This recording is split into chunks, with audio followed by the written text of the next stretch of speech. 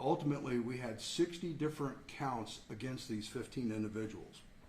I'm extremely proud of the diligent efforts of my team of detectives, the patrol deputies, the folks that we have working crime intelligence analysis, and of course the rest of the team that's out there, from our communications officers, our deputies out on patrol, and the remaining folks across the agency who work behind the scenes diligently for many, many long hours, way into the early morning hours of the morning, trying to get some of these most dangerous people off the streets of the state of Florida, and certainly off the streets of Citrus County.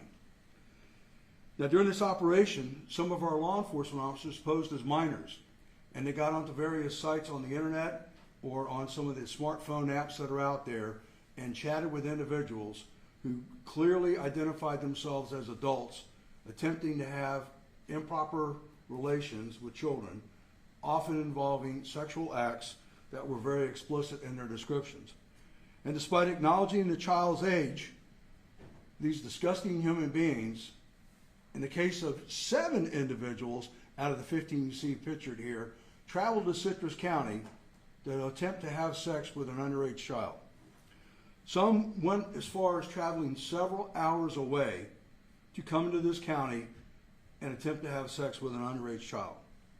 And out of the 15 arrested, as I mentioned earlier, 7 traveled to meet a minor.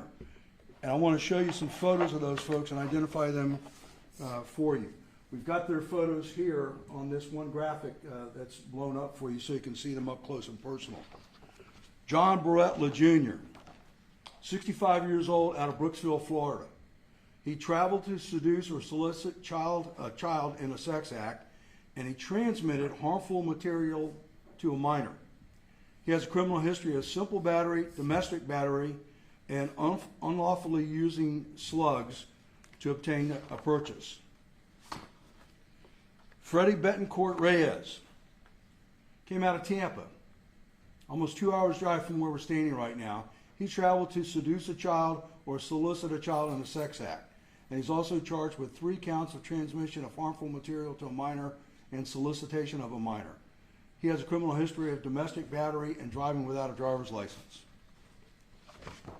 Tamman Bryan, a 22-year-old out of Caol. He traveled to seduce or solicit a child for a sex act, and he also used a 2-way communications device unlawfully to entertain this meetup with a child. Mitchell Carter, 32-year-old out of Dunallen. He traveled as well. He has also been charged with 8 counts of possession of child pornography and unlawful use of a 2-way communications device. John Hughes Jr., a 40-year-old from Hernando. He traveled to seduce a child or solicit a child in a sex act, and he also used a 2-way communication device. Jose Santana, a 29-year-old from Sefner, traveled to seduce a child or solicit a child in a sex act. He's charged with 4 counts of transmission of harmful material to a minor. Last but not least, Joseph Sisal, a 37-year-old from Brooksville, who happened to be, at the time of this operation, an on-duty federal corrections officer, who later traveled to Citrus County to seduce or solicit a child in a sex act. And after we arrested him, we had the opportunity to go through his phone, and he was additionally charged with 12 counts of possession of child pornography and transmission of harmful material to a minor. Now, some of these folks have bonded out, and they're out back there on the street right now. So I want you to take a good look at who these people are, because they're back out there awaiting trial, and they can reoffend before they ever make it into a courtroom and have the opportunity to tell their story to a judge or to a judge and a jury. And folks like this that have engaged in this type of disgusting behavior have no place in Citrus County, the state of Florida, or anywhere else in the United States of America.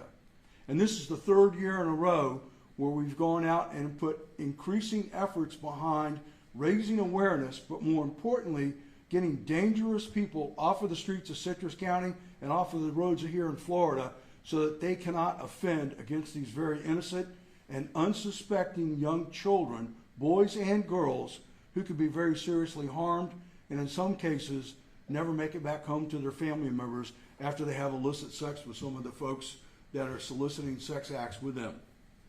I'd be remiss if I didn't thank all of the partners that were out there. There were in total about 75 folks involved in this operation over the course of 5 days. And the United States Secret Service did some heavy lifting for us, along with the 5th Judicial Circuit State Attorney's Office. State Attorney Bill Gladson couldn't be here with us today. He had an engagement to be out of town at, and he couldn't make it. The Hernando County Sheriff's Office had their entire team up here working shoulder to shoulder with our Internet Crimes Against Children team in the Citrus County Sheriff's Office. The Tavares Police Department had folks here, and then there were some other partners from around the state, like the Florida Department of Law Enforcement as well. With that, I'd be opening up to any questions now, if anybody has any questions. Sheriff, what do you say to parents out there whose kids might be using these apps, about who else clearly might be on these apps as well? You know, the big message for parents is to be into everything that their children are doing. Know what your children are doing, especially when they're on a cell phone, a tablet, or on a computer, or on a gaming console. In the past, we've talked about some of the most dangerous apps that are out there, and clearly that message is just for that point in time, and it's really about knowing the totality of the things that your children are doing.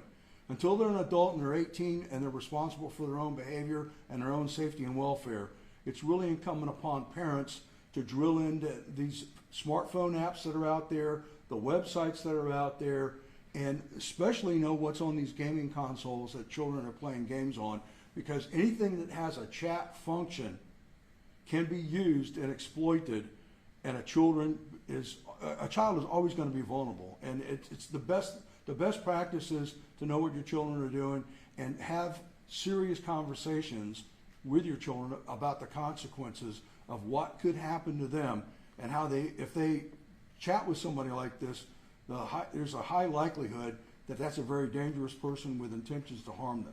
Are there particular apps you're willing to explain, that you were using, and which ones were frequently used as part of this? But here's the deal, and we've talked about it for a couple of years now. And we identify those apps. If we identify those apps, there's probably 100 more either out there that are dangerous right now, or there's another dozen or so that could be opening up today, right now, as we're having this news conference and talking about this operation. There are a plethora of other things that are out there that are too numerous to try and nail down. Is it fair to say that these are commonly used apps? Most of them are commonly used, but there are some obscure ones out there that will pop up like this that just get created, and they may have had the purest, most innocent means when they were creating the app. But as long as it's got that chat function that's out there so that the children can text back and forth with somebody, that can be exploited. And then once that exploitation starts, you never know what path that conversation is going to go down. And then they'll get them off of that device and onto some other means of communication. And that's where the slippery slope begins. And it's awful hard to maintain that child's safety after that. Some of these people really look distraught, upset. Do you think they're truly upset, or are they upset they got caught? I think they're 100%. They're all upset that they got caught. I was at a couple of the takedowns that we did over the course of this operation, and we waited for several hours on this suspect to show up. And when he did, he profusely denied everything, and he was just shocked beyond all description about what was happening and why he was under arrest. And this guy's 60-some odd years old.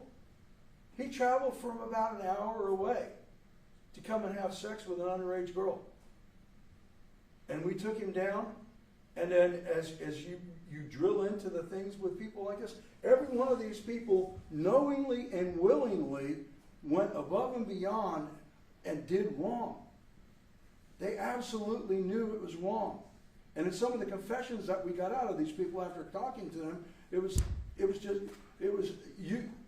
your senses would be completely shocked. And a couple of these other ones here, the look of denial and everything. I was there when we took Tamman Bryan down too, and Tamman Bryan absolutely had no ownership of what he had done, but he knew he'd been caught red-handed because his device was there in the car, and he was in total shock that he was getting arrested for these particular charges. Did any of them have jobs where they worked with children? That I don't know. We can find that out for you and let you know. I don't believe any of them had jobs working with children because it would have come up as we were working them, and we would have quickly alerted some folks about that. The one, this guy on duty as a high-ranking federal corrections officer at that, on duty, instead of paying attention to what he was supposed to be doing with an inmate that he was on duty guarding, he was chatting with what he thought was a child, and he was setting up a meet to come and have sex with that child. And then he had disgusting pornographic images of very young children on his cell phone. Things that a normal human being sees one time in their life and they're disgusted for the rest of their life about something like this.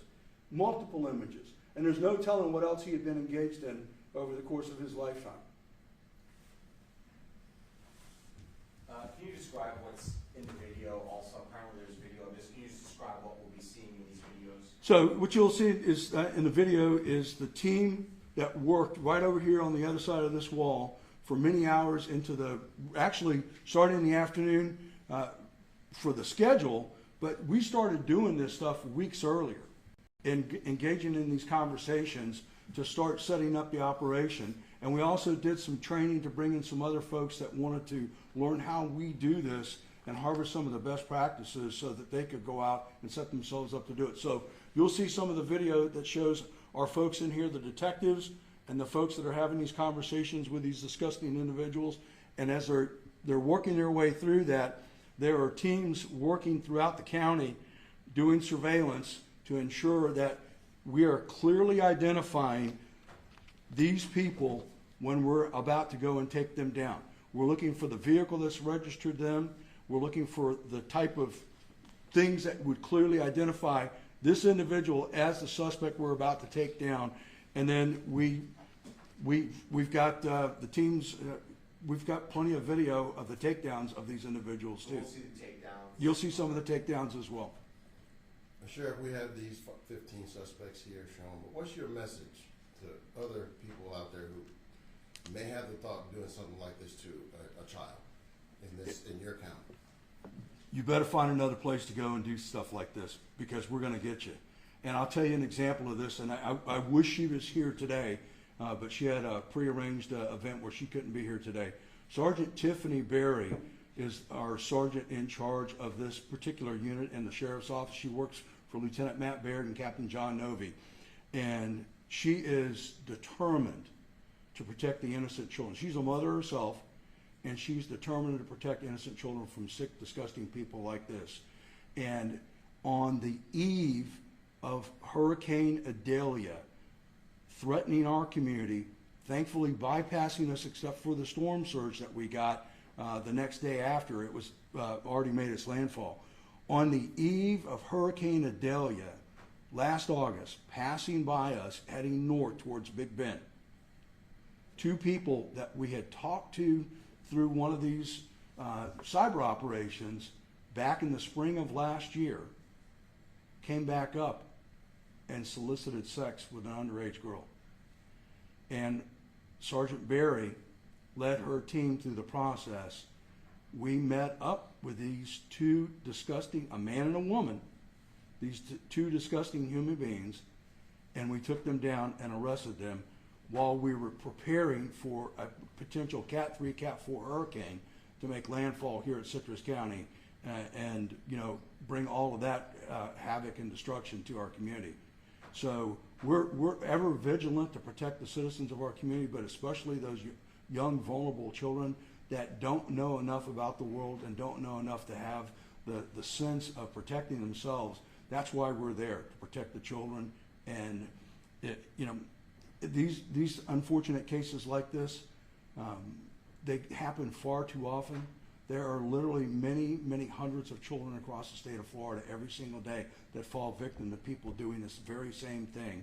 And it's thankful for our team of detectives to work alongside of our partners at the state level, all across all of the other 66 counties, sheriff's offices, and as well to have federal partners like the U.S. Secret Service. But here's the other thing that I think is an important message.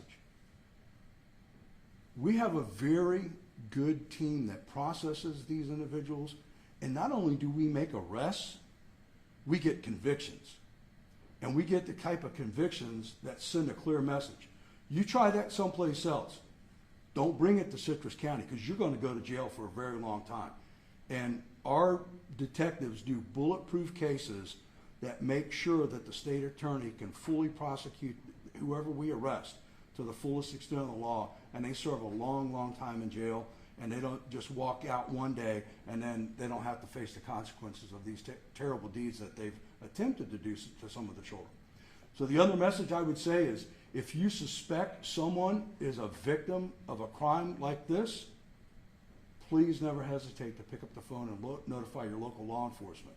We are here to serve and protect our citizens, but we can't do a thing about it if we don't know about it.